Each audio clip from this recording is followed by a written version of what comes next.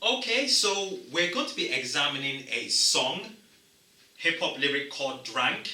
Um, the people involved in this song are Slim Thug, Paul Wall, and Zero. So shout out to Houston, shout out to Swisher House, Sir Rap a Lot, and the likes. Now, what's interesting, the word drank, okay? So, drank can be made reference to as drank, lean, dirty Sprite, and Sizzurp.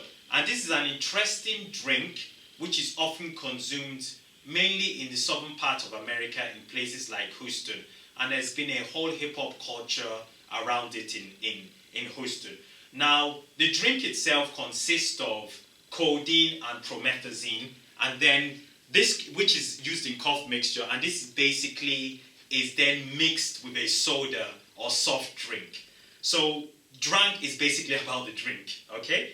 Now, I'm going to focus on this podcast on the hook and the verse by Paul Wall, who is a Houston, who's a mega Houston rapper. So the hook starts with, every time I stop drinking, drunk keeps calling me back. And again, I've discussed this with drugs of addiction.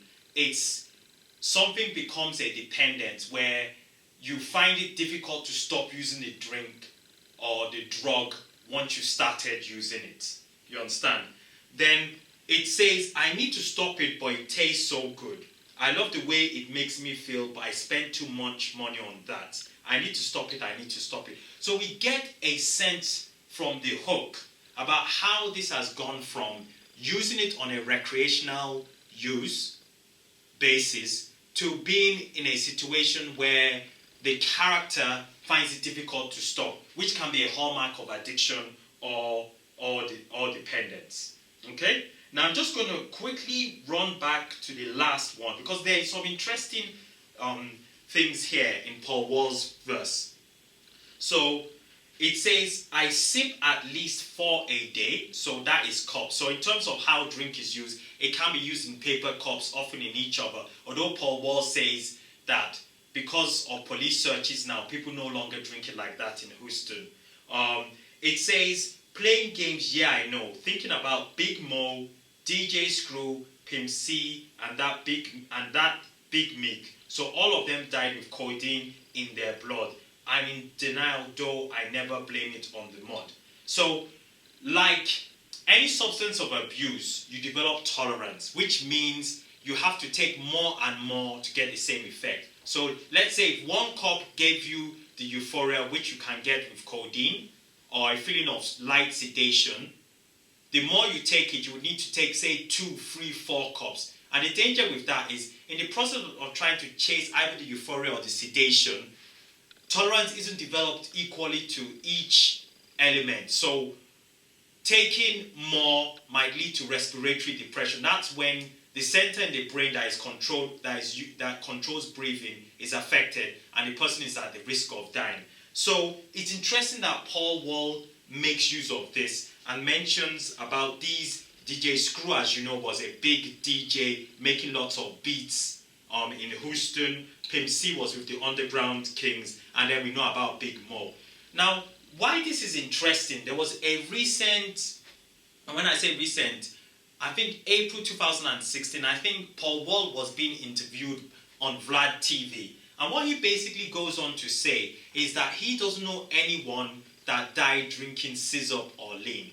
His attribution was that of these people mentioned, they had risk factors. If I remember correctly, I think he mentions about Pimp C using a CPAP mask, which is a mask people use when they have difficulty with breathing. So he's saying it was having the problem of drinking lean or Sizzurp and not using a CPAP mask, which helped him to breathe.